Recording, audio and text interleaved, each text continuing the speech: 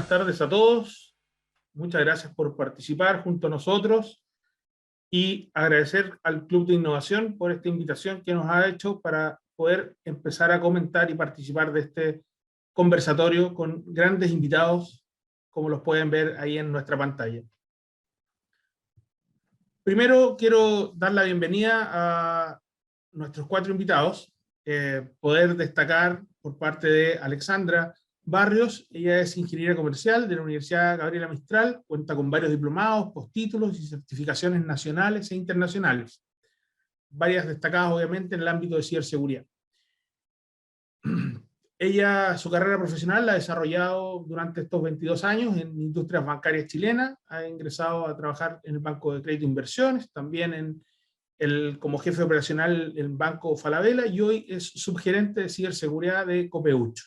Bienvenida, Alexandra. Le damos la bienvenida también a... Muy bienvenida, Alexandra. Gracias, Oscar, por la invitación. Gracias. Tenemos también con nosotros a Ferran Amago. Él es director de Centros Tecnológicos y Empresas de Alta Tecnología.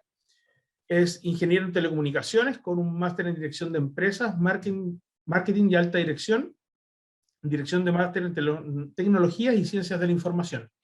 Está vinculado con el mundo asociativo, fundaciones sin ánimos de lucro, escritor de varios artículos de interés y exponente y moderador de los principales congresos tecnológicos internacionales. Es director ejecutivo de Leitat Chile. Fernan, bienvenido. Fernan Amago. Perdón, Ferran. Nada. Fernando Ferran, es lo mismo. Muchas gracias por todo. Buenas tardes. Buenas tardes. También tenemos con nosotros a Werner Kreischel. Él es ingeniero electrónico y magíster en magíster en sistemas computacionales y telecomunicaciones de la Universidad Federico Santa María. Él obtuvo en el año 2006 el doctor en tecnologías de la información de la Universidad de Tokio. Él ha trabajado como CEO durante 3 años en Tokio, así que tiene harta experiencia internacional también, y desde el 2009 hasta la fecha se desempeña como académico de la carrera de Ingeniería Telemática en la Universidad Federico Santa María. El doctor Kreischel es investigador visitante del Centro de Investigación de Ciencias de la Universidad de Tokio y miembro del Grupo de Sistemas Complejos de la Universidad Politécnica de Madrid. Muchas gracias, Werner, por estar aquí con nosotros. Muchas gracias por la invitación, encantado de estar aquí. Espero haber pronunciado bien tu apellido, como te mencionaba. Yo tampoco lo pronuncio bien, no te preocupes. También le damos la bienvenida a Pablo Avinal. Él es abogado, especialista en Derecho Penal, magíster en Dirección Bancaria.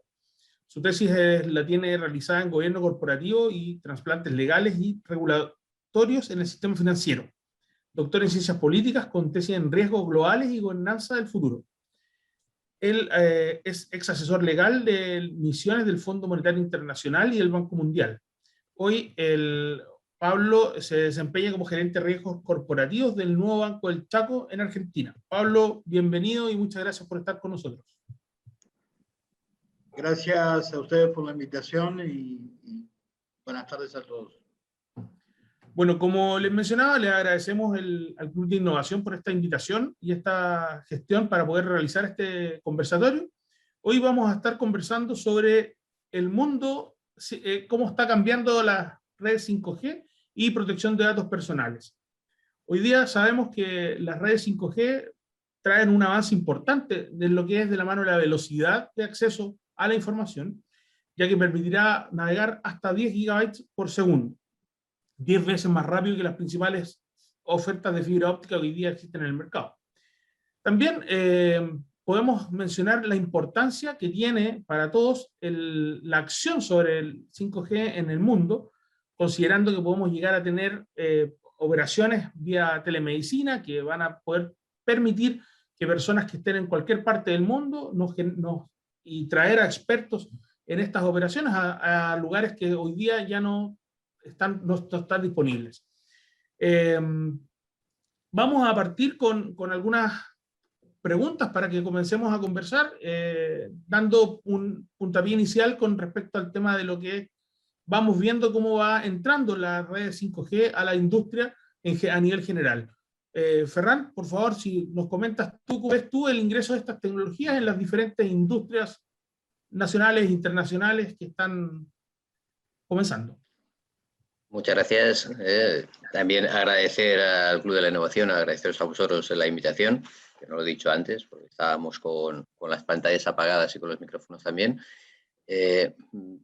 Nosotros como expertos un poco en telecomunicaciones y sobre todo en las redes 5G, estamos hablando que actualmente la red 5G no está estandarizada internacionalmente. Estamos hablando de una red que el estándar internacional está en un 4,5, 4,6.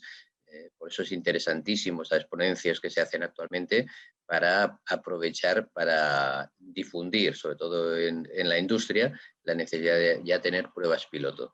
Sobre todo la securización que va a tener el estándar internacional va a ser securización por hardware, con lo cual va a tener securización extremo a extremo y vamos a disfrutar de lo que sería una red mucho más fiable de la que tenemos actualmente. De todas maneras, estamos siempre hablando de redes y por encima están los servicios. Los servicios son los que después son, como hoy hablaremos de protección de datos, de GRPS y todos los temas de protección, es lo importante que estén securizados. La red lo único que hace es transmitir la información y esta red será un cañón de información, será fibras ópticas dedicadas. Imaginémonos que en nuestra casa no tenemos ni eso, las tenemos compartidas. Imaginémonos que tengamos baja latencia, que rápidamente se pueda transmitir la información y actuar, y tengamos 1 millón de sensores por kilómetro cuadrado. Todo eso nos da una capacidad de información brutal. Pero la securización, o lo que ustedes vamos a comentar en toda esta sesión esta tarde, lo importante es cómo la información, todo ese cañón de información, lo vamos a securizar porque esa información se va a otro lado, no se queda en la red, sino se queda en los servicios, se queda en los sistemas, y lo importante también es medir, y sobre todo cuando ampliamos tanto exponencialmente la capacidad, pues al final es lo importante tener claro que tiene que haber una securización por delante y sobre todo por encima de lo que sería una red, que la red en sí es lo que nos ha enseñado ya los sistemas de información.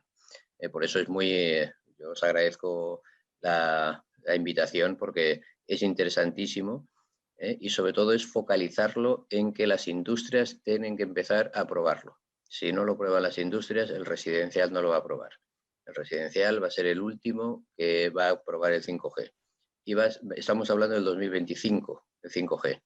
Pero en cambio la industria es este año, ya que Chile somos el primer país de Latinoamérica que tenemos ya las redes concedidas, las bandas de frecuencia concedidas. Con lo cual, si no aprovechamos esta capacidad, nos vamos a quedar sin productos, sin servicios, sin ecosistema 5G para que realmente hagamos esa securización que estamos hablando. Perfecto, muchas gracias. Werner, ¿tú cómo visualizas esto mismo asociado a lo mejor a lo que es la industria educacional? Ya no lo llamamos industria, pero el ámbito educacional, la industria de telemática, ¿cómo visualizas tú esa misma situación? Sí, concuerdo con Ferran, la 5G es un cambio enorme desde el punto de vista técnico, digamos. El llegar a esas velocidades que mencionaba Oscar significa un desarrollo técnico enorme por detrás. Para la gente común, digamos, ciudadano de pie, esto se ha reflejado en esa velocidad, muchísima velocidad. ¿En qué cosa? En tener una velocidad de respuesta de ida y vuelta en un tiempo muy corto, que quizás el usuario común no lo va a percibir comparado con la red actual, y tener dispositivos conectados. La cantidad de sensores que mencionaba Ferran. Estos dos últimos aspectos son súper importantes para la industria, ¿no? Tenemos aquí en Chile la operación de una mina que está siendo teleoperada, ¿no? Que es de Codelco, no recuerdo qué mina es, pero está siendo teleoperada desde Santiago. La diferencia con las redes tradicionales, tener una teleoperación, ya puedes tener control de procesos que requieren un tiempo de respuesta mucho más rápido.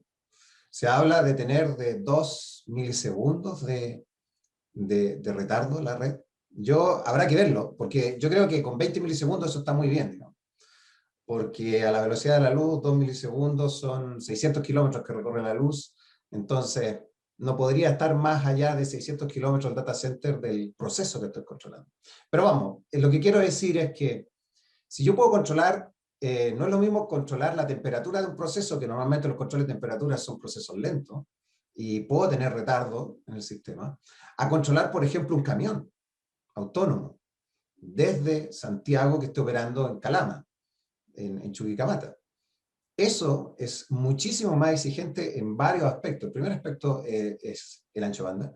El segundo es el delay de la red, que no puedo demorarme mucho ni de vuelta en responder, porque el proceso no lo permite. Y tercero, la fiabilidad. Tiene que ser un sistema extremadamente fiable para poder permitir hacer ese tipo de cosas. Pero ahí lo interesante, y también sumándome a las palabras que decía Ferran, la red es solamente la carretera, digamos. Lo que viene ahí son los servicios. Y los servicios donde yo creo que para la industria nacional hay una tremenda oportunidad, en particular para telemática, porque teleoperación es básicamente lo que nosotros hacemos, telemática. Entonces, ahí hay una oportunidad para la industria para empezar a desarrollar servicios con un modelo de negocio atractivo y ser pionero, para poder luego, si lo hacemos aquí, lo hacemos en Perú, lo hacemos en Brasil, lo hacemos en otras partes.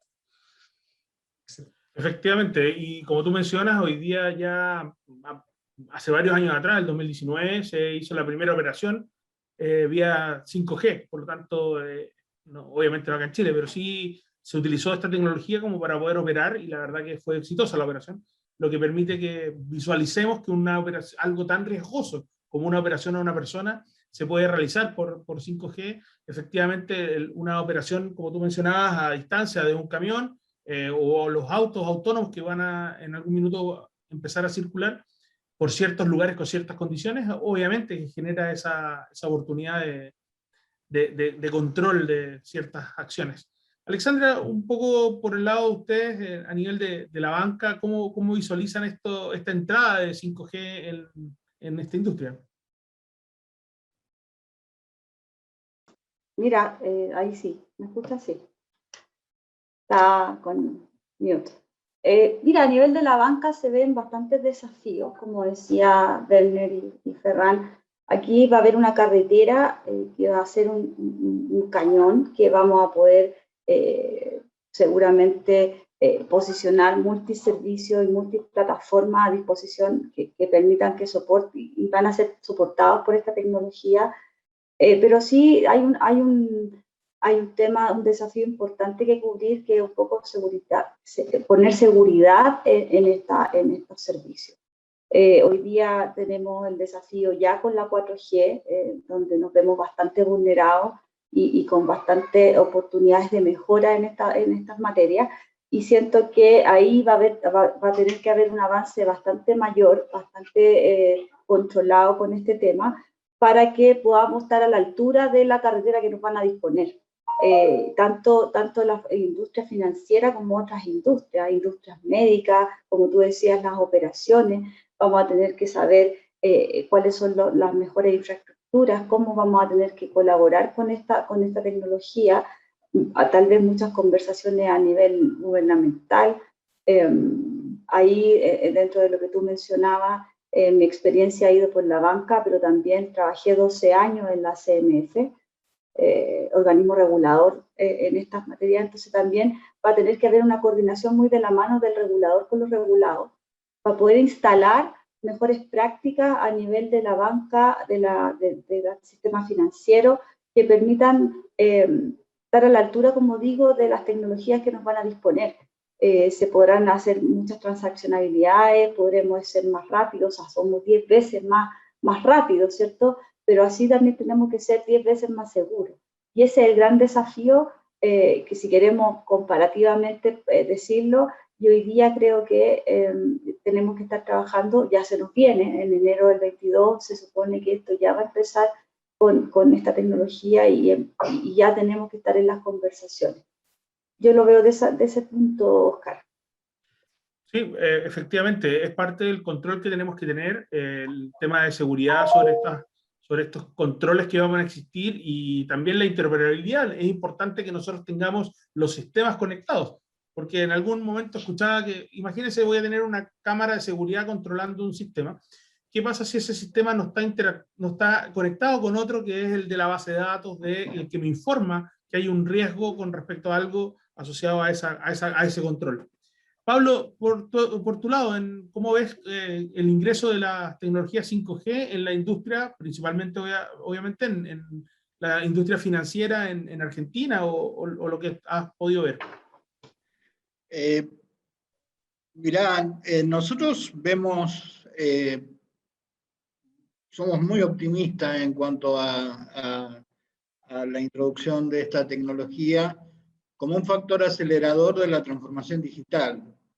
La transformación digital está indudablemente asociada a los teléfonos móviles, y cuando se trata de dineros móviles y billeteras, el mayor cambio en la oferta de servicios vendrá justamente a través de la tecnología que le permita el acceso a la nube de manera más directa, más veloz, y que permita un mayor desarrollo de los servicios comerciales al consumidor.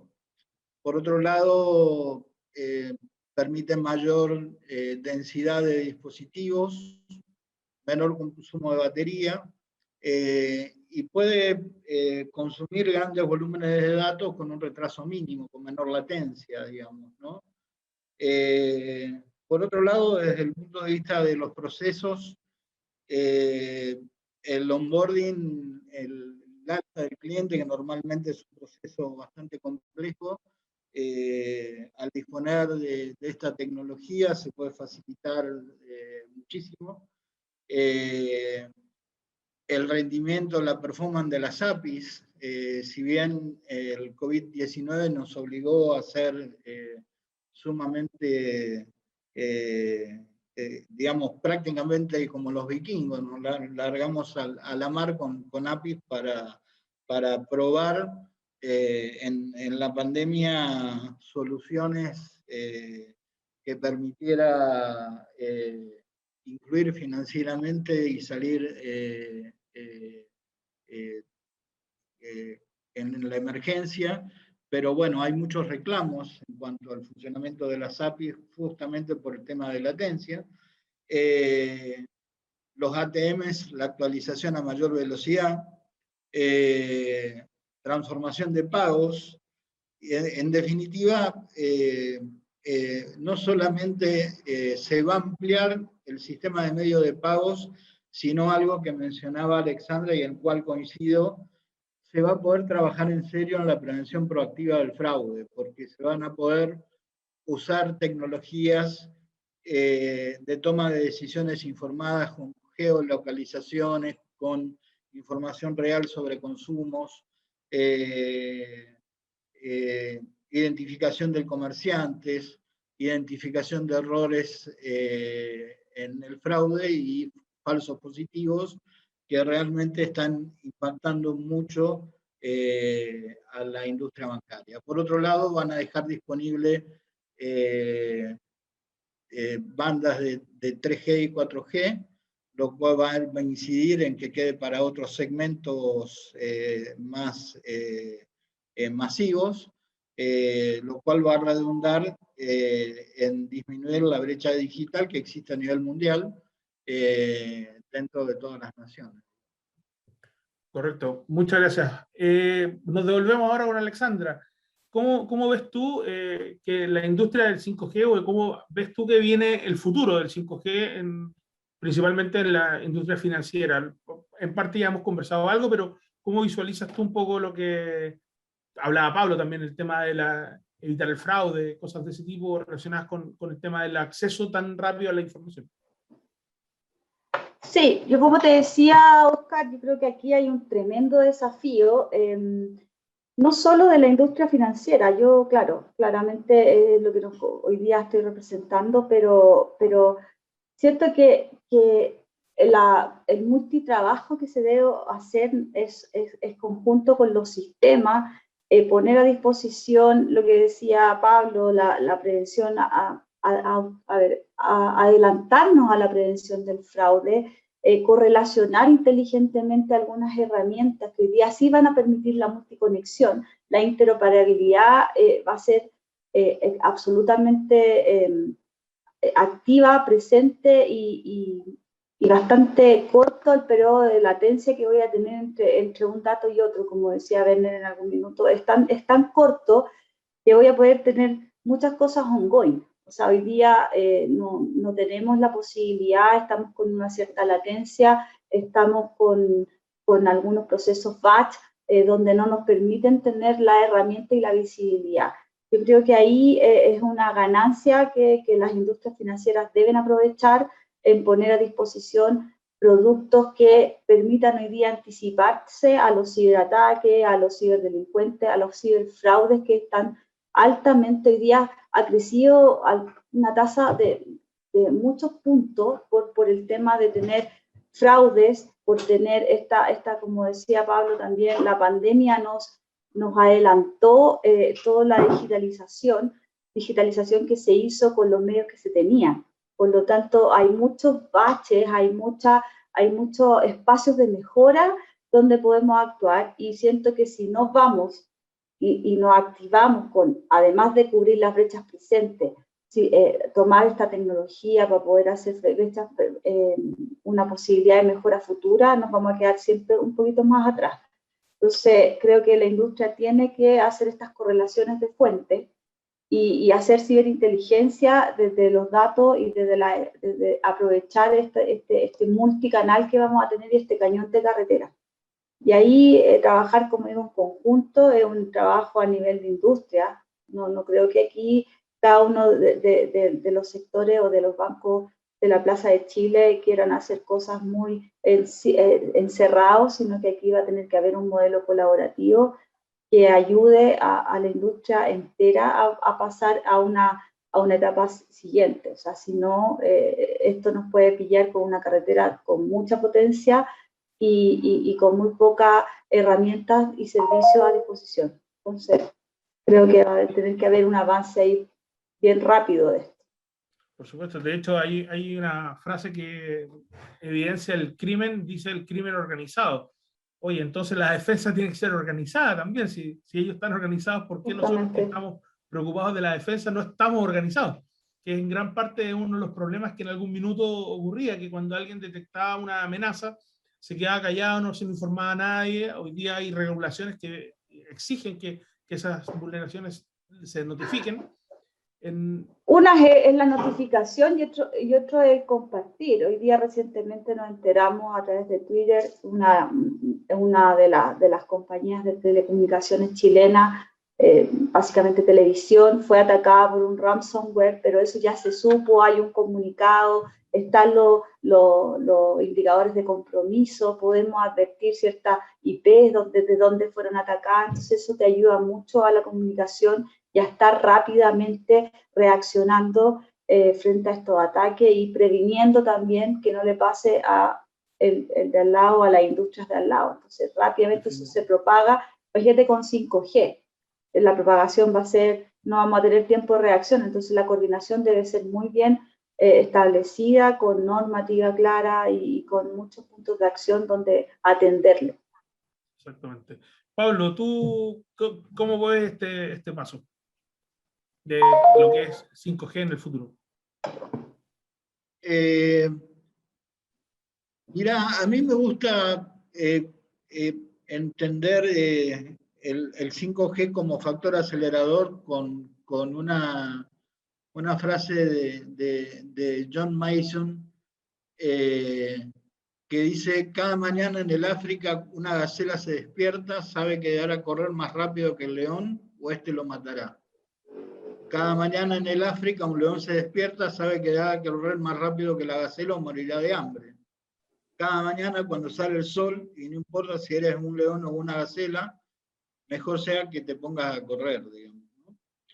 Nosotros los bancos estamos en un mercado sumamente competitivo con la fintech, los bancos entre sí. Y a mí me gusta enmarcarlo esto dentro de lo que es las eras de la calidad. Era de la calidad que empezó en la década del 20, que estaba enfocada la calidad en el producto, tener un producto sin errores. Después ya por el 40 se empezó a hablar de ensamblar el producto con los procesos. Y ya en el 50 empezó a generarse información estadística y empezó a hablarse a finales de los 70 de ciertos modelos de calidad total, de lo que los modelos Lean, los modelos Just in Time, los modelos que de alguna manera han producido durante la década del 2000, la década del 80, 90 hasta el 2000, una cantidad enorme de información, pero que hasta que no tuvieron software de gestión confiable, modelos analíticos buenos, robustos, y herramientas de gestión también de software, la verdad que no ayudaron con cuestiones prácticas, al punto de que desde el 2000 a esta época, esos modelos analíticos no han sido superados. Desde esa era de la calidad de datos y la calidad analítica, hoy estamos en la era de la calidad digital. Y en la era de la calidad digital, indudablemente, va a ayudar quienes tengan, al no existir mejores modelos, va a ser un poco lo que decía Werner. Uno se acuerda del diente cuando el diente le duele, si no, no se da cuenta. Uno se acuerda de la conexión de red cuando no tiene conexión de red, si no, no se da cuenta de que existe la tecnología. Bueno, los bancos que tengamos los mejores procesos, los procesos orientados al cliente, a las necesidades del cliente, y a mayor velocidad y la disponibilidad, cada vez que el cliente necesite o quiera hacer una consulta, hacer una transacción y seamos más rápidos, somos los bancos que vamos a subsistir. Por eso a mí la velocidad me parece clave y por eso, discúlpame haber traído la anécdota de África, pero me parece que por lo menos tenés que ser la gacela, no la gacela que corra menos rápido, digamos, ¿no? Porque los bancos hoy estamos verdaderamente en una competencia tecnológica y esto nos plantea un nuevo desafío adicional a todos los desafíos que veníamos teniendo. Efectivamente, es así. Y no es que tengas que correr muy rápido, sino que tienes que correr más rápido que otra gacela para que no te pillen a ti, como bien dice el dicho. Ferran, cuéntanos tú qué puedes visualizar con respecto al tema del futuro del 5G, cómo lo estamos abordando y qué es lo que creemos que viene para el futuro. Yo lo que creo, como hemos coincidido todos, como hemos coincidido Alessandra, Pablo, Werner y yo, el tema de que es un cambio rupturista, es una disrupción total en los servicios.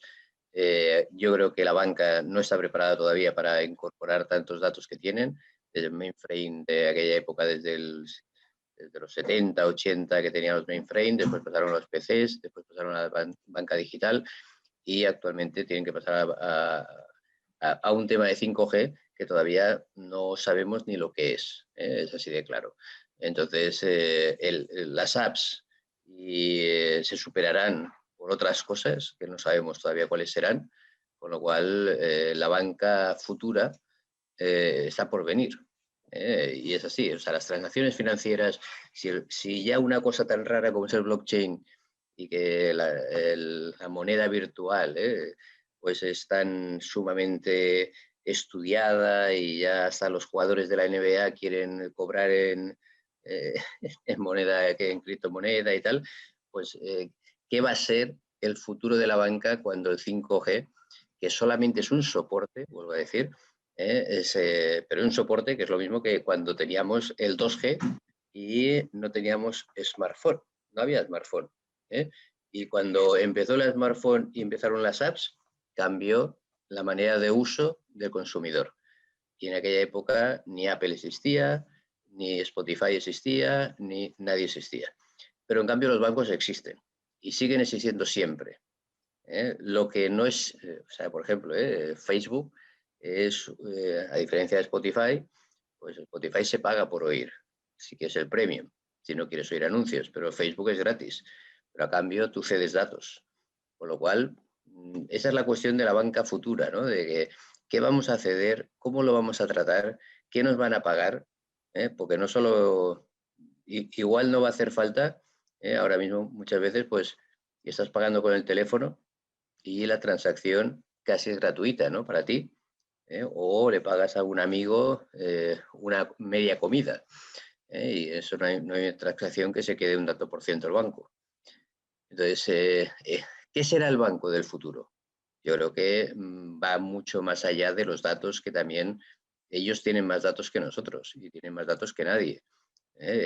Y yo creo que otro de los temas, o sea, uno es las aplicaciones, que yo creo que se superarán, otro es el tema de los datos y el tercero, para mí, sería el tema de la componente de reinventarse y sobre todo crear en Chile una ley de protección de datos que no existe, a modo y ejemplo de lo que tiene Europa, que es la GDPR, que es muy importante que Latinoamérica, y Chile tiene que ser un ejemplo para ser el pionero en la protección de datos individual, ¿no?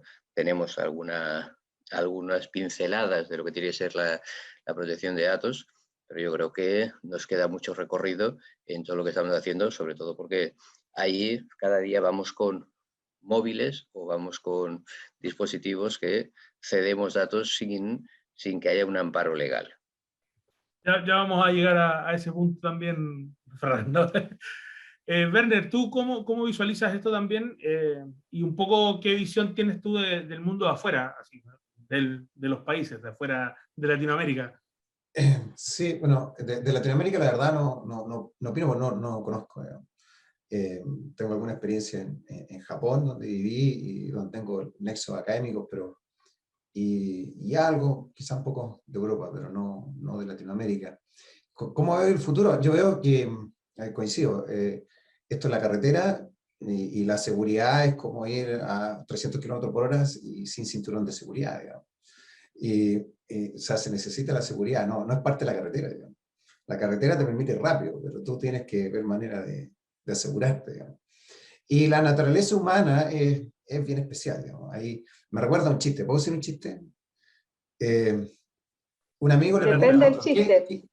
no, sí, es un chiste Ah, sano. ya. Y yo creo que viene al lugar. Dice, un amigo le pregunta a otro, ¿qué crees que es peor? ¿La ignorancia o el desinterés? Y el otro le dice, no lo sé y no me interesa. Entonces, en estos temas de protección de datos, hay que luchar contra esas dos cosas. El desinterés, porque es algo que no se ve mucho, y lo otro es la ignorancia, porque en buena medida nosotros somos muy ignorantes de qué pasa con nuestros datos. O sea, hoy en día se me echó a perder la lavadora. Súper, voy a comprarla, y de hecho, estoy lavando en la lavandería del edificio, no tengo lavadora. Y empiezo a cotizar y vienen lavadoras con Wi-Fi. ¿Para qué quiero yo Wi-Fi en la lavadora? Me pregunto, o sea.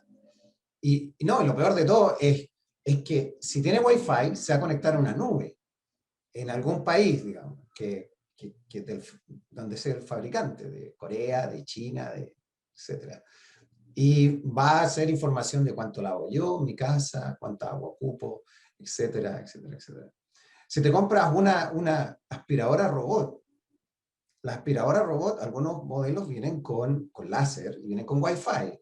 El láser te hace una cubicación de tu vivienda, puede calcular el volumen y esa información la almacena en una nube, nuevamente en Estados Unidos, en China, según sea el fabricante, etc. Y tú piensas, bueno, el refrigerador puede tener información de los alimentos que tiene, etcétera, etcétera. O sea, la cantidad de información que tú puedes entregar fácilmente al dominio de una organización que ni siquiera está legalmente en este país, digamos, aquí vende, pero tus datos ya no están en este país. Digamos, hace rato, de hecho, desde que empezamos a usar teléfono celular, smartphone, hace rato que nuestros datos no están en nuestro país, digamos. Y no somos conscientes. Entonces somos ignorantes, por lo tanto. Y como somos ignorantes, no nos interesa. Y como no nos interesa, los votantes, no es agenda política, digamos, porque eso no mueve la agenda política. Y ahí estamos. Yo creo que una parte importante de nuestros líderes es hacer ver que esto es importante, que nos afecta a todos y que tenemos que dedicarle el tiempo que se necesita, digamos. Por ejemplo, en Japón se está abogando, ya conectando un poco cómo se ve afuera, con la data portability. Es decir, yo soy dueño de mis datos bancarios. Por ejemplo, mi uso de mi tarjeta de crédito, yo soy el dueño. Aquí dicen que tú eres el dueño, pero tú no los tienes. Si tú te cambias de banco, tu antiguo banco se queda con tus datos, digamos, se queda con tu información. No, la idea es que aquí, si yo me cambio de banco, me llevo mis datos a otro banco, etc. Entonces, algo así, o que hubiese un ente, un tercero independiente, que fuera el encargado de manejar todos nuestros datos, cuánto consumimos de agua, cuánto consumimos en la tarjeta de crédito, cuánto consumimos aquí, allá, etc. Y que sea el encargado de administrar y darle acceso a esos datos solamente cuando nosotros se lo pedimos porque me cambié de banco, por ejemplo.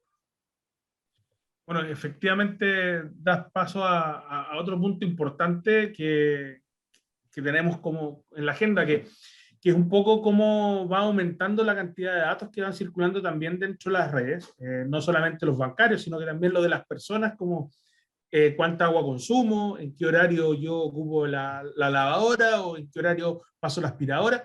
En qué horario paso la aspiradora, lo que significa que probablemente no esté en la casa.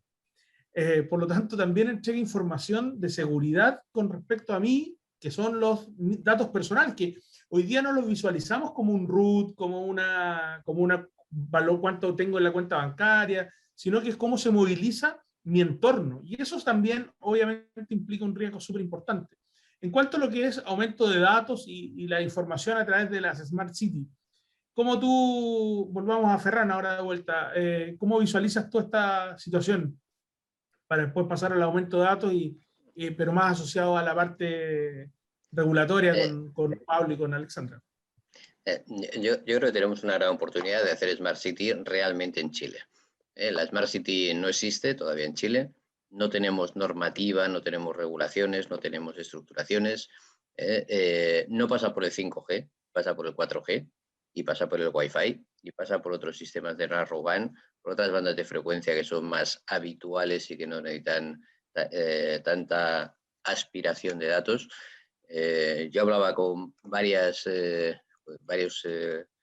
comunas y varios alcaldes, y el problema que tienen es que no tienen expertos en Smart City como se han desarrollado en Europa, ¿no? O en América. Y muchas veces, pues, Barcelona ha sido un ejemplo, el País Vasco también tiene ejemplos, Málaga o Estocolmo o diferentes ciudades, donde el único punto necesario, y yo siempre lo digo, es la luminaria. La luminaria es el punto de acceso de toda la conectividad. Y estamos desaprovechando tanto en Las Condes como en Providencia, que estamos cambiando todas las luminarias, por el nuevo concurso que se ha hecho, para poner luminarias con Wi-Fi y con capacidad de conectividad y con capacidad sensórica. Es una cosa tan tonta como esa. Entonces, por eso tenemos que aprender de los errores que han cometido otros y los beneficios que han tenido otros para traer criterios correctos a nuestro país, ¿no? Que es lo importante. Entonces, yo creo que el 5G será la Smart City del futuro en el 2025, 2050, pero actualmente el Wi-Fi y sobre todo el 4G ya nos permitiría hacer una Smart City bastante consolidada y bastante dinámica, ¿no? Porque al final, cuando hacemos todo lo que sería ponerle subsuelo de Rancagua, de la carretera de la calle de Rancagua, pues sencillamente con poner un tritubo de fibra óptica nos facilitaría poner conectividad en las farolas, en las luminarias. Cosas tan simples, pero tenemos que ir aprendiendo que la Smart City no es gastar dinero en poner tecnología, es transformar la ciudad. y es irlo transformando poco a poco sin gastar un duro más. Ni un peso más, eso es lo importante de una Smart City, transformaciones a 50 años. Bueno, ahí es parte de lo que mencionaba con respecto al tema de la información y cómo está ubicada y quiénes están con acceso a esa información, porque si tú tienes buenas luminarias con acceso a cámaras, tienes información de los posibles, que por ejemplo ladrones que puedan andar circulando, si no tienes interacción con una base de datos que te indique quiénes son los que efectivamente están generando ese riesgo, no vas a tener cómo saber que la persona que pasó por ahí puede ser peligrosa. Y lo otro con respecto al tema de la privacidad, que hoy día no se puede identificar a una persona por el rostro. Entonces, ahí... Pero no hace falta, si muchas veces es, por ejemplo, en Málaga, Barcelona u otras ciudades, la información que captura la pone en el cloud para uso de las empresas para que hagan trazabilidades, ¿no? Para que mejoren los transportes, para que mejoren... hay muchos servicios que con el Big Data pues se mejoran. Y además son datos encriptados, no son datos personales, no son datos identificados, no son datos de cada persona, pero sí que te ayudan a mejorar servicios. Sí, hoy día lo que voy a tener que hacer sí es yo autorizar a que la posibilidad de uso de mis datos. Y en ese ámbito es lo que comenté en alguna otra oportunidad, cuando si me llegaba un correo electrónico y ese correo electrónico para mí era una casa comercial, para mí podía ser spam o para otro no, porque para él era cliente de esa casa comercial. Eso era la complicación de hace unos años atrás. Hoy día es cuánto yo quiero que mi información esté circulando y estén haciendo uso de ella para mejorar mi uso de los distintos medios en los que estoy operando. Si quiero una oferta, no sé, saben que Oscar se transita por este sector de alguna comuna, ok, le vamos a hacer una oferta para que cuando Oscar ande por ese sector pueda pasar al negocio X a comprar algo porque está en oferta, porque sabemos que Oscar anda por ahí. Eso a mí a lo mejor me podría parecer interesante, no obstante a otra persona es invasión a su privacidad, porque para esa persona no le interesa que le estén diciendo que hay una oferta para ir a comprar ese sector. Pablo, ¿tú cómo lo ves con el tema del aumento de los datos y los riesgos obviamente asociados a esto? Yo lo veo en esto un poco desde el enfoque de riesgos globales. Y en el riesgo global hay que tener mucho cuidado porque los estados-nación y los organismos internacionales hace mucho tiempo, digamos, en los foros de Davos vienen diciendo que son incapaces para gestionar ellos mismos este tipo de problemas. O sea, los problemas que enfrentan los políticos, los expertos en las ciudades son los problemas de embotellamiento de transporte, los problemas de seguridad, los problemas de, como decías tú, de acceso a los servicios, y por supuesto los problemas de medio ambiente, que en el último foro de Davos fue el riesgo global estrella. Los coches autónomos, por ejemplo, en Singapur yo tengo estadística que se podría reducir de 676.000 autos a 200.000 autos, aparcándolos al final del día. En Ámsterdam ya se están haciendo planes, lo cual da mucha envidia, ¿no? En el medio de una pandemia, planes al 2025 para eliminar 11.000 plazas de aparcamiento y hacer parques verdes. Ahora, cuando uno pasa a mirar la complejidad que tiene y en esto de lo que yo en algún momento estudié, que son los trasplantes legales y regulatorios, todos los white papers que hay respecto a esto hablan de reformas legales, porque por ejemplo, una de las cosas que puede desaparecer es el concepto de semáforo. El MIT está hablando de que los vehículos pueden circular por ranuras con sensores que se autoidentifican y no permiten que colisionen. Ahora, si eso falla y colisiona, ¿quién es el responsable? O sea, hay que hacer toda una modificación de los sistemas legales previamente al trasplante de la tecnología. A la implementación de la tecnología hay que trasplantar sistemas legales que son complejos, que son diferentes. En eso no habría tanto problema en la Smart City. Ahora, cuando yo empiezo a ver el problema de mirar cámaras y rastrear a las personas, el rastrear a los seres humanos se ha convertido en un negocio lucrativo y es una actividad tanto lícita como ilícita, de acuerdo sea el tamaño de tu billetera y la intencionalidad que vos tengas, digamos, ¿no? Es un negocio sumamente lucrativo, digamos, ¿no? Y esto que se comparta la geolocalización de una persona, del sector público al sector privado, o el sector privado al sector público, la verdad que yo ahí digo no, no definitivamente. Porque puede tener, ahí sí podemos abrir una caja de Pandora, digamos, ¿no?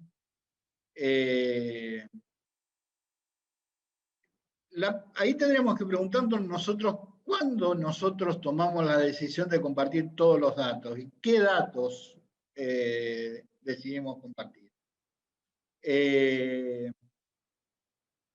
Algunas estadísticas, al menos 75 de 176 países utilizan activamente inteligencia artificial en los sistemas de vigilancia. Por ejemplo, en plataformas de ciudades inteligentes y seguridad ciudadana, 56 países, reconocimiento facial, 64 países, y policía predictiva, 52 países. O sea, policía predictiva es decirte, mira, todavía el delito no ocurrió, pero nosotros pensamos que va a ocurrir el delito y que probablemente puedan ser este grupo de personas. Hay una película de Tom Cruise, ¿no? Minority Report, digamos, ¿no? Que se acerca a ese concepto. Y hay un dato más alarmante. Aunque casi la mitad de la población no tiene internet o tiene un acceso limitado a internet, es objeto de vigilancia de la inteligencia artificial, del monitoreo que se hace en materia de seguridad pública. En seguridad pública es muchísimo más lo que desconocemos que lo que conocemos.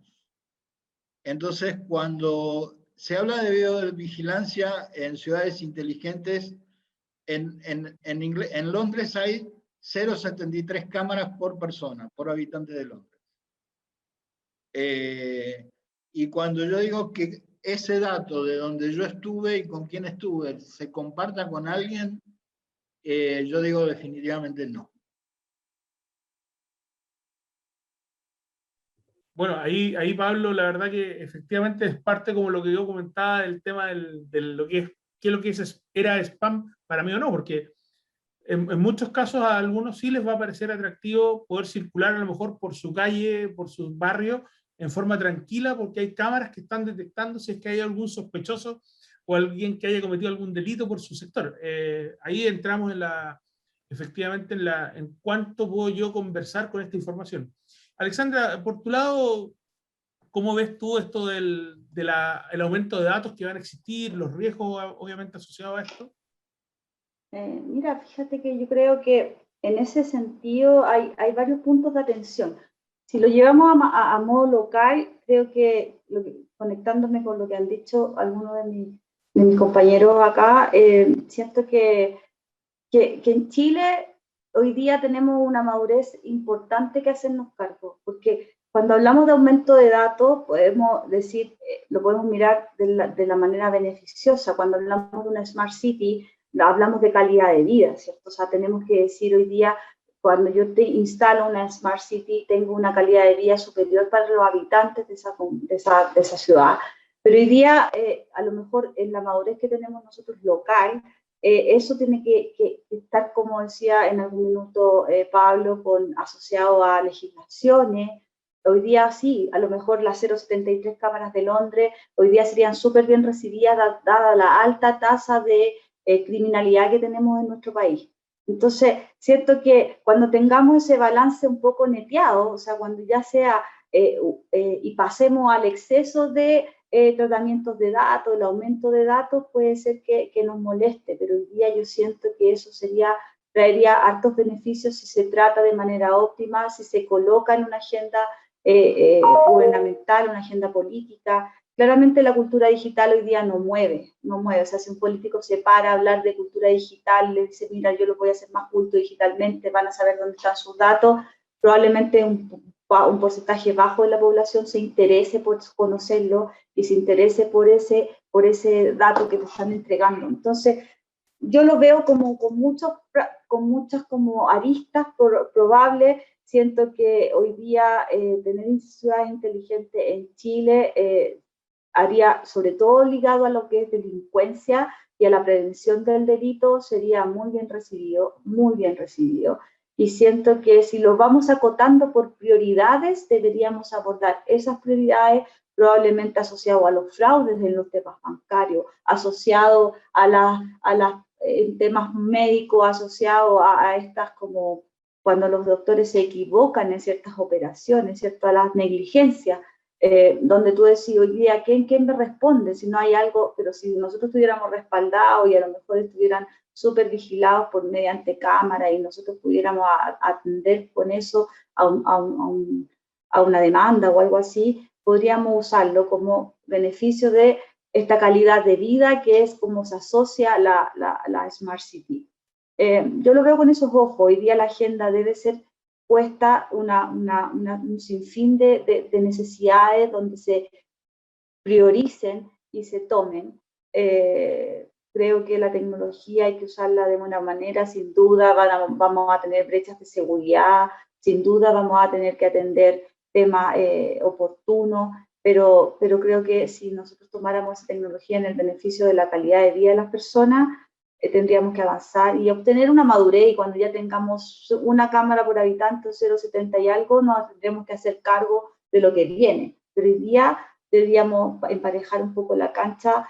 Sabemos que en ciudades o en comunas de un poco más de poder adquisitivo existen drones, patrullaje, ¿cierto? Y cuando nos enteramos por la prensa que hay habitantes que todavía no tienen rondas de ningún tipo de vigilancia y que es la ley del más fuerte y todo, yo siento que en ese minuto la tecnología debería ser ocupada en pos de la calidad de vida, tanto que se habla de esto del Smart City y del aumento de datos, todos estos datos deberían converger a un modelo de calidad de vida y tomarlo en una agenda política y hacerlo vivir, porque esto es, lamentablemente ninguno de los que está acá tiene una agenda política para enterar, pero sí podemos desde nuestro punto poder empezar a empujar que las cosas pasen en nuestros sectores. Absolutamente, mira, y das paso a algo como para considerar ahora un punto en este momento para ir cerrando este conversatorio, pero dejando este tema más importante para este, donde vamos a hablar y queremos consultarle a ustedes sobre lo que significan los riesgos de esta cantidad de datos que van a andar circulando, GDRP en Europa, cómo afecta esto, cuáles son los pasos acá en Latinoamérica. Para eso, obviamente, Alejandra, me gustaría que tú, con tu pasado en la CMF, a lo mejor nos pudieras comentar un poco, pese a que lo que te toca más es control que regulación, pero saber un poco cómo visualizas tú en este ámbito riesgos de los datos, cómo van las políticas que se estén implementando y obviamente para resguardar la información. Yo siento que los riesgos de los datos hoy día es latente, pero es latente no con la 5G. Por ahí Ferran creo que lo mencionó, y creo que esto la 5G le añade velocidad y aumento, ¿cierto? Le pone como más presión a la olla, pero si tú lo notas, el riesgo de los datos y el GDRP está presente. Hoy día tenemos una ley de datos personales que data del 99, si no me equivoco, no estoy con las estadísticas, pero anda en ese torno. Y se ha revisado y se ha vuelto a revisar, se pone en tabla, pero hoy día todavía no tenemos novedades de que eso sea un cambio notorio. Los delitos no están bien tipificados, por lo tanto los datos siguen exponiéndose. Yo no creo que hoy día, si bien nosotros en la industria donde estamos trabajando, estamos súper ocupados y preventivamente haciendo bloqueo de datos, blindamos los datos nominados, ¿cierto? Pero siento que falta un poco más ahí de la tipificación, de que amparen las leyes y que las leyes te den este paraguas para poder hacer y cobrar ciertos delitos y ciertas cosas. Hoy día creo que vamos con ritmos distintos, con intereses distintos, las agendas no están alineadas a todo lo que nosotros queremos. Siento que el GDPR en Europa está desde el 2012, la última modificación, por lo tanto, imagínate, la brecha de la cual estamos hablando, algunos países de Latinoamérica ya se han ocupado de eso, pero particularmente nosotros no hemos sido lo suficientemente activos en esta materia. Nos acordamos cuando pasan grandes explosiones de incidentes, cuando alguna vez el primer incidente grande de algún banco nacional, donde yo ya estaba en la parte de regulación, movilizó, ¿cierto? Movilizó a mesas de discusión, movilizó al gobierno a instalar rápidamente una posición, una persona que se hiciera cargo a nivel gubernamental de temas de datos, de ciberseguridad, pero después le bajó la presión porque se empezaron a hacer, no sé si más recurrentes, los ataques, ya desviamos el foco. Entonces siento que la protección de datos personales en Chile hoy día es una necesidad imperante que tiene que amparar a todo lo que se están haciendo a niveles de industria, porque la industria bancaria u otras industrias tiene cierto poder de acción, pero no ampara. O sea, yo a veces la ley de fraude, ¿cierto? Hay gente que tiene suplantación de identidad, se logra comprobar, se logra ver, pero no sigue un curso, ¿no? O la tipificación es menor. Entonces yo creo que ahí tenemos harto, estamos muy al debe, no tenemos un governance claro en esto a nivel nacional. Creo que ahí también hay que retomar las agendas. Existe una política nacional de ciberseguridad que trata de alguna manera el tema de los datos personales, pero tampoco los ampara. Hoy día existen pequeños avances. Yo recuerdo años atrás, cuando tú ibas a una multitienda o a algún supermercado, te exigían dar tu root, o la gente no era capaz de decir, no lo quiero dar.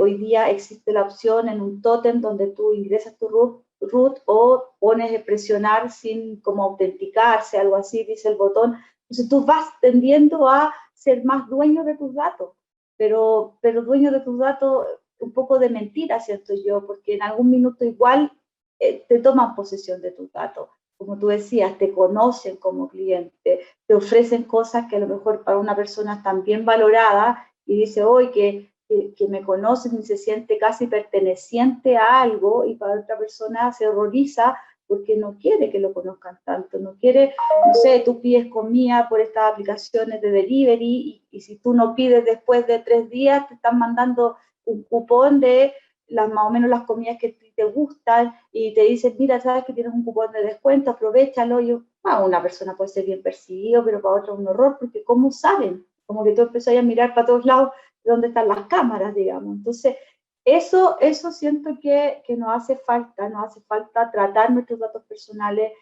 Hace un par de años atrás hubo una vulneración a datos personales médicos en Chile que tampoco sufrió mucho efecto, o sea, quedó ahí. Eso también es sensible, lo toman marcas de remedio, marcas de laboratorio y te empiezan a ofrecer tratamiento, a ofrecer cambios de clínica, no sé qué.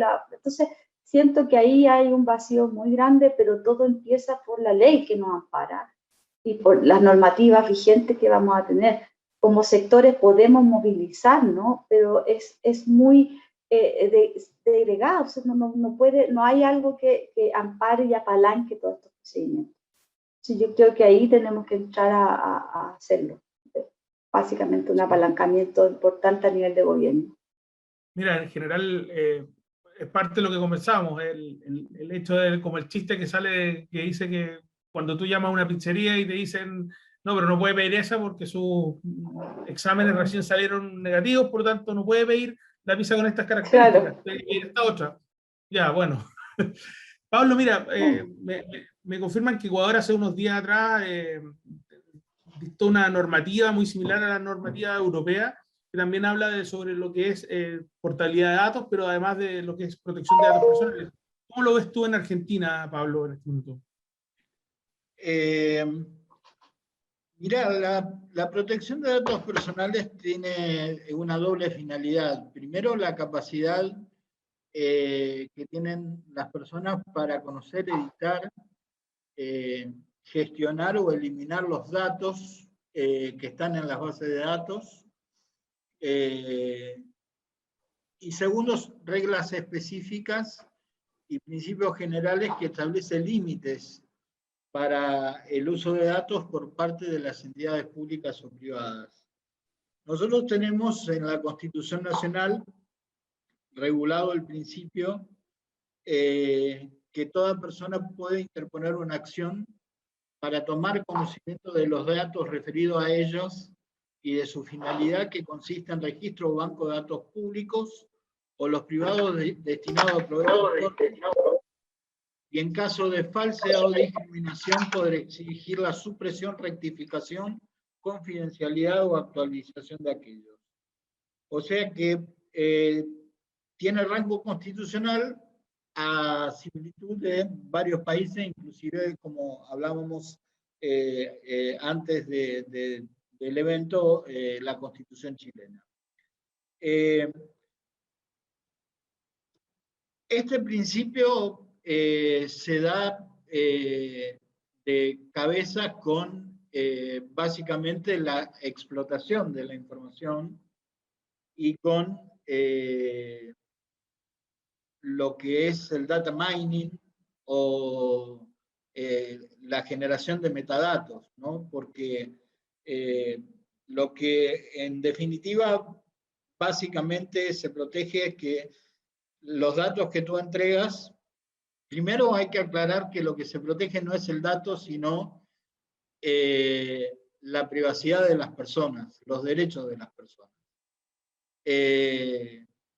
Y tener 10 datos sobre una persona te puede ayudar a construir una persona, te puede ayudar a construir el perfil de una persona. Ahora, si hablamos de estas nuevas tecnologías que integra Internet de las Cosas, bueno, es una tecnología apta para armar un entrecruzamiento de datos y un super perfil, un mega ensamble y un super perfil de persona, de perfil para tener un conocimiento absoluto de la persona y predecir el comportamiento futuro de la persona. Entonces, ahí Argentina colaboró con Uruguay y elaboró un estándar de evaluación de impacto de protección de datos que estaba recomendado ya en tratados, en convenciones europeas, y ahora es legalmente exigible que ante cualquier nueva iniciativa o proyecto hay que hacer un análisis de riesgo, o sea, por eso se recomienda tomarlo no desde el punto de vista, porque muchas veces el tema de protección de datos o el tema de ciberseguridad se toma como una cuestión exclusivamente técnica y no se la incorpora dentro de las gerencias de riesgo, no se la incorpora con la metodología de gestión integral de riesgos. Hacer un análisis de riesgo incorporándolo, el análisis de si se cumple la finalidad para cual la persona entregó el dato, y si todavía ese dato es necesario, de alguna manera, que esté en la base de datos, que esas serían las dos situaciones en las cuales el dato no debería pertenecer. Respecto a la pregunta anterior, yo quiero aclarar que yo no tengo problema que los datos estén en bases de datos de organismos de seguridad. Lo que de ninguna manera comparto es que pueda llegar a compartir los organismos de seguridad con otro organismo del Estado información de geolocalización de personas. El compartir esa información es a lo que no estoy de acuerdo, porque ahí se está desvirtuando la finalidad por el cual ese dato fue capturado. Es la captura o la entrega del dato la finalidad por la cual no se debe desvirtuar. Eso es lo que es la protección de los datos de las personas. Muchas gracias, Pablo. Y ahí, con respecto a esto mismo, Werner, si nos puedes dar tu opinión. Sí, yo quería sacar a colación a propósito de lo que mencionaba Alexandra, perdón, de la falta de legislación. El año pasado estuve haciendo una pasantía en Estados Unidos, en un año, en Texas, y justo viendo las noticias, digamos, ocurre que varias empresas se negaron a vender su tecnología de reconocimiento facial a policía, al FBI, etc. Y la razón, empresas como Microsoft, como Nvidia, como Amazon, etcétera, que tienen tecnología, no la vendieron porque no había regulación. No había regulación federal para esa tecnología. Además que hay académicos y gente del área científica que tiene sus aprensiones porque muchas veces no funciona muy bien con gente de color, digamos.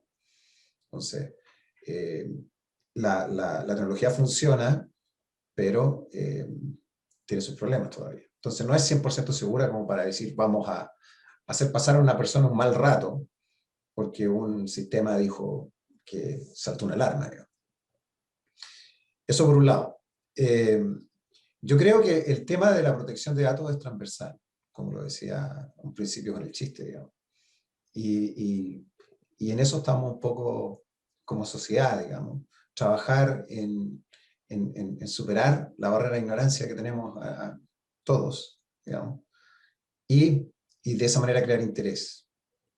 Y creando interés, crear que nuestros líderes le tomen importancia también, le juzguen la importancia. Creo que tenemos que avanzar en este tema, pero por un lado, cuando veo la protección de datos, es como, digamos, hay una herida y quiero poner un parche, quiero solucionar un problema. Quizás debiéramos tener una política todavía que fuera más ambiciosa, que fuese más allá y ver qué posibilidades tenemos, qué oportunidades tenemos.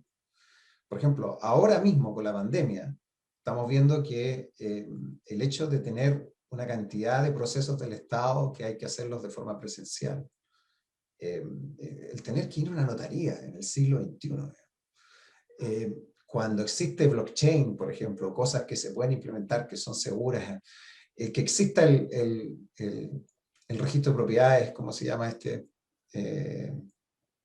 Se me dio el nombre del organismo. Conservador de bienes raíces. Conservador de bienes raíces. Es un ejemplo así, pero sacado de libro de blockchain. De tener ahí nuestras inscripciones de propiedades. Y más allá, por ejemplo, ahora se está hablando del voto obligatorio. Y yo digo, perfecto, súper, pero yo quiero votar por internet. O sea, estamos en el siglo XXI y tengo que desplazarme. Estamos en el siglo XXI y si estoy enfermo no puedo votar. Estamos en el siglo XXI, etcétera, etcétera, etcétera. Estoy en el extranjero, no puedo votar. Porque tenemos, o sea, se nos pasó el siglo XIX, porque ya por correo no votamos, digamos. Entonces, por un lado estamos pensando ya los problemas, sí, pero si tuviéramos una política que fuera más ambiciosa, que abarcara cosas que podemos hacer, como lo están haciendo en Estonia, por ejemplo, el tema de la protección de datos viene pero grullo.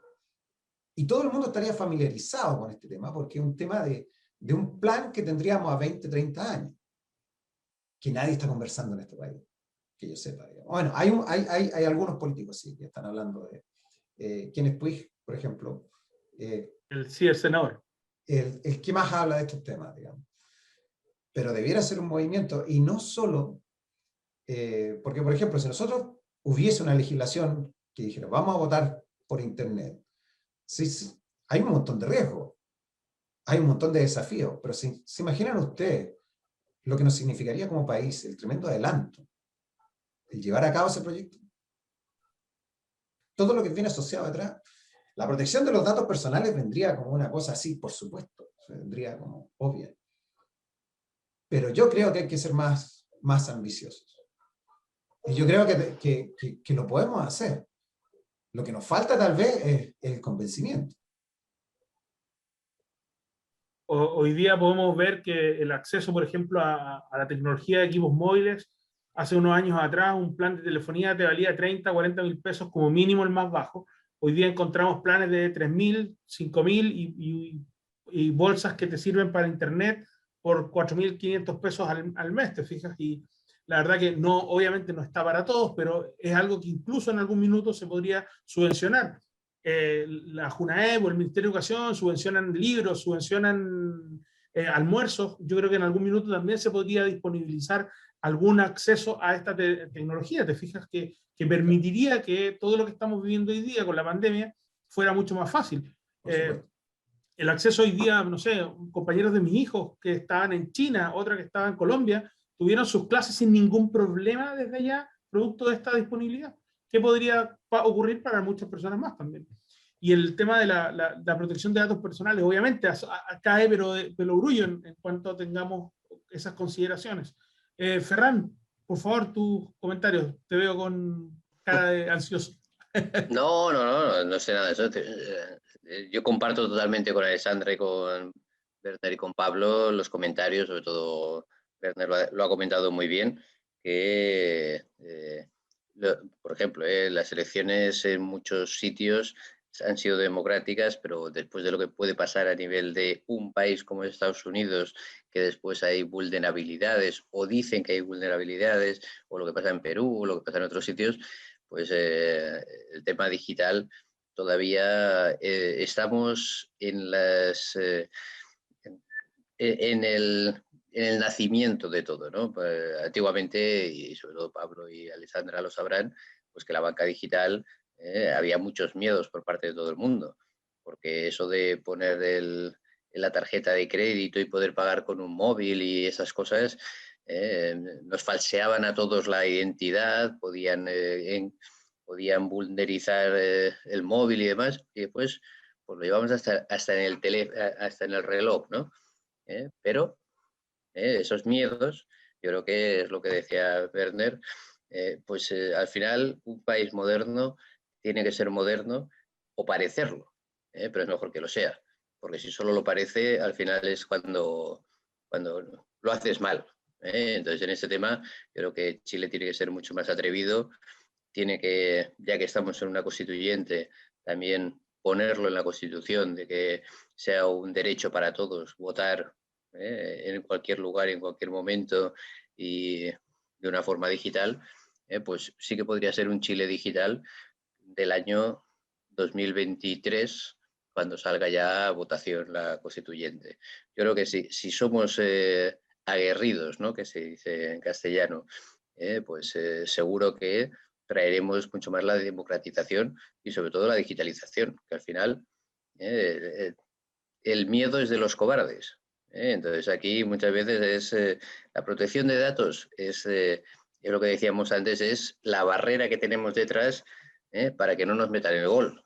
Pero si lo supiéramos hacer a anteriori, con ciberseguridad, con todas las aplicaciones y demás, yo creo que sería mucho más fácil también, porque hay elementos de protección. Por ejemplo, no hemos hablado hoy del MDM, el Mobile Device Management, que se puede implementar en todos los dispositivos móviles. China lo tienen todos. ¿Y por qué no sale ni un dato de los chinos hacia el exterior? Porque cuando quieren cortar la información y no hay manera de sacar la información. Estos son tecnologías que existen, que son maduras, que países los tienen, otros países no los tienen, otros países lo desarrollan, las organizaciones grandes lo hacen, las organizaciones pequeñas no conocen esas tecnologías porque falta transformación digital. Pero bueno, yo creo que estamos en el buen camino, yo creo que ha sido un conversatorio bastante bueno para dar visión un poco de recorrido que todavía tenemos que hacer, ¿no? Hablando de 5G que llegará, también tenemos que hablar de protección de datos que ya tenemos, pero que es back office y tenemos que hacer front office, y la democratización y otros aspectos que el 5G nos permitirán, como carretera, como autopista, de 20 vías que va a ser el 5G. Pero que no nos olvidemos que al final vamos con un solo vehículo, que no hay que ponerle tampoco puertas al campo. Bueno, sí, así es, Ferran, tienes toda la razón. Mira, tenemos un par de preguntas en el chat de los invitados. Fernanda Ordoqui nos dice, oye, el dato siempre es poder. ¿Cómo será dárselo a un tercero? En parte ya hemos algo mencionado, pero también habla de que estamos en América. ¿Se podrá culturalmente hacer algo? Si alguien, abierto para que el que quiera conteste. Yo lo voy a contestar desde el punto de vista de separar un poco lo que es protección de datos de ciberseguridad, porque nosotros hemos hablado mucho de protección de datos, pero nosotros no nos olvidemos que más allá de que aparenta ser una tecnología bastante segura, hay un montón de hardware que a estas redes se van a conectar. El Internet de las Cosas va a tener que monitorear una gran cantidad de hardware cuyo cifrado puede presentar dudas.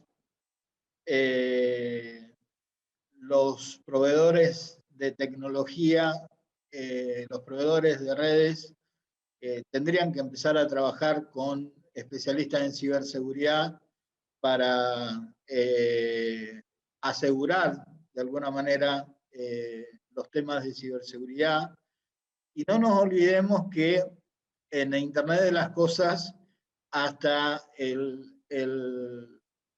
la cámara del niñito se va a conectar a la casa inteligente. Y los productos de menos precios, de alguna manera, el fabricante no tiene incentivos para preocuparse por el tema de ciberseguridad. En Medio Oriente hay una frase que dice que una casa con 5 ventanas y 4 rejas es una casa sin ninguna reja. Entonces, la seguridad de la red está dada por la seguridad que tiene el eslabón más débil. Acá en Latinoamérica, y ahí respondo la pregunta, yo creo que hay que concientizar a los fabricantes de los productos en tema de cifrado, a los fabricantes, a los consumidores.